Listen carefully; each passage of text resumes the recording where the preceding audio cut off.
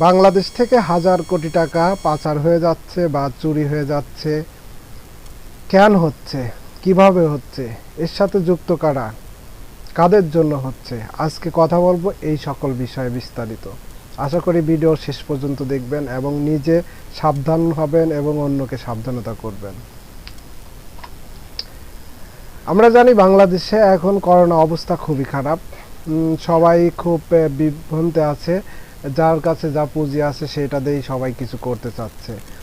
এরই সুযোগে কিছু লোক যেমন গোলরাশ, তারপরে টুলাইক, তারপরে আছে যা লাইফ স্টাইল, তারপরে রিং আইডি, তারপরে আছে অরেঞ্জ, এরকমের একাধিক ইনকাম সোর্স সাইট আমাদের বাংলাদেশে আসতেছে দিনের পর দিন, প্রতিদিন। আমরা হাজার কোটি টাকা ইনভেস্ট করতেছি, প্রতি লোক 12,000, 10,000, 20,000 টাকা ইনভেস্ট করতেছি, অথচ এই টাকাগুলো 2 দিন পরই মার হয়ে যাচ্ছে। আমরা অনেক লোভী, আর আমরা লোভ করতেছি এখনো আসলে বিপদে পড়ে, সবার ইনকাম নেই, এই জন্যই কিন্তু আমরা এগুলো করতেছি। আসলে মেন বিষয় হলো এইগুলোতে কারা ফাঁসাচ্ছে আমাদেরকে। আমি প্রথমত দোষ দিব ইউটিউবারকে। কিছু বাংলাদেশি ইউটিউবার আছে যারা কিনা এই সকল সাইট নিয়ে অনেক পজিটিভ প্রথমে কথা বলে সাইটগুলোকে অনেক ভাইরাল করে দেয়, তারপর সাধারণ পাবলিক জনগণ এই ভিডিওগুলো দেখে সবাই বিশ্বস্ত হয়ে অ্যাকাউন্ট করতেছে, টাকা ইনভেস্ট করতেছে, কিন্তু 2 দিন পর দেখা যাচ্ছে অ্যাকাউন্ট সহ মানে সাইট সহ গায়েব হয়ে যাচ্ছে। তো এর জন্য আমি প্রথম দায়ী করবো এই কিছু ইউটিউবারদের, যারা কিনা এগুলো করতেছে। ইউটিউবারদের তো কোনো লস নেই, তারা প্রথমে অ্যাকাউন্ট খুলতেছে, দেন অনেক রেফার করাচ্ছে, তাদের আসলটা উঠে যাচ্ছে, তাদের কোনো ক্ষতি হচ্ছে না। কিন্তু সাধারণত বাস খাচ্ছে সাধারণ পাবলিক, যারা কিনা লাস্টের দিকে অ্যাকাউন্ট কিনতেছে, লাস্টের দিকে অ্যাকাউন্ট খোলা অনেক কিন্তু লস হচ্ছে। তো দ্বিতীয়ত আমি কথা বলবো বাংলাদেশে আইন নিয়ে। কেননা বাংলাদেশে আমি মনে করি এমন এক বাংলাদেশে আইন করা উচিত যে বাংলাদেশে যে কোনো সাইটে বা ই কমার্স হোক বা যে কোনো ইনভেস্ট সাইট হোক না কেন, সেগুলো বাংলাদেশ সরকারের থেকে অনুমতি নিয়েই কাজ করতে হবে। আর বাংলাদেশ সরকারের অনুমতি ছাড়া যদি এই রকমের কোনো সাইট বাংলাদেশে ঢোকে, তাহলে অবশ্যই সেই সাইটটাকে ব্যান করতে হবে, যাতে যেন বাংলাদেশের কেউ এই সাইটগুলো ইউজ না করতে পারে, যাতে যেন বাংলাদেশের কোনো জনগণ না ঠকতে পারে। তো আসলে এদিকে ফলো রাখতে হবে। বাংলাদেশের আইন তো এত ছোট না যে কোনো কিছুই ছেড়ে দেওয়া হবে। এগুলো যদি চোখে না রাখে তাহলে কি, আমি মনে করি ভার্চুয়াল জগতে এই যে ইনভেস্ট সাইটগুলো আছে, এগুলোর জন্য বেশি না 100 প্রশাসনে যদি ইয়ে করে রাখে, ঠিক করে রাখে, তাহলে তারাই সব কিছু কন্ট্রোল করতে পারবে বা এইসব সাইটগুলো নিয়ে বিবেচনা কন্ট্রোল মানে সব কিছু ব্যবস্থা করতে পারবে। তাই দ্বিতীয়ত আমি বাংলাদেশ সরকারকে দায়ী করব, বাংলাদেশ সরকার যেন দ্রুত এই ব্যবস্থা করেন যাতে যেন এগুলো না করে। তো তৃতীয়ত যে আছে সেটা হলো নিজে বাংলাদেশের পাবলিক। আমরা সবাই জানি এই যে ইনভেস্ট সাইটগুলো আছে, এই ইনভেস্ট সাইটগুলো অবশ্যই পালাবে, অবশ্যই। হয়তো একদিন, কেউ 7 দিন, কেউ 1 মাস, 3 মাস, কিন্তু পালাবেই মাস্ট। তো এখানে আপনাদের সবারকে সাবধান হতে হবে, কেউ রিস্ক নেওয়া যাবে না। এটা একটা জুয়া, পুরাই জুয়ার মতো একটা ব্যবসা। তো জুয়া মানেই সর্বনাশ, তো কখনোই কিন্তু ভালো কিছু আশা করা যাবে না জুয়া থেকে। তাই সাবধানতা হন।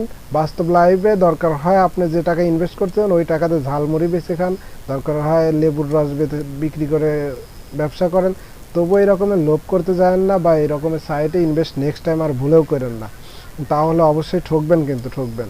গরিবরাই ঠকে, বড় লোকেরা ঠকে না, ঠিক আছে? তো এটা মাথায় রাখতেই হবে। তো আমি যেগুলো বলবো, এই গোল্ডাস হোক বা টু লাইক হোক বা যে কোনো রিং আইডি হোক, আমি এই সকলের পক্ষপাতী না। আমি চাই এই সকল সাইটগুলো ব্যান করা হোক বাংলাদেশ থেকে। আর দ্বিতীয়ত নেক্সট টাইম যে সকল সাইট আসবে সবগুলোকে ব্যান করা হবে। আর আমরা কেউ ভুলেও এই সকল সাইটে ইনভেস্ট করব না, কেননা সাইটগুলো অবশ্যই পালাবে। আর আমি অবশ্যই বাংলাদেশ সরকারকে বলবো যে আপনি এই সকল ইউটিউবারদেরকে শাস্তির আওতায় নিয়ে আসুন, কেননা তাদের জন্যই কিন্তু এই অবস্থা। তারাই কিন্তু মানুষকে ভরসা দেখায়, তারাই কিন্তু মানুষকে লেলিয়ে পালিয়ে এই সকল অ্যাকাউন্টে কাজ করাচ্ছে, লোভ দেখাচ্ছে। তো তাদেরও ব্যবস্থা নেওয়া উচিত অবশ্যই। তো আজকে অনেক কথাই বললাম এই বিষয় নিয়ে।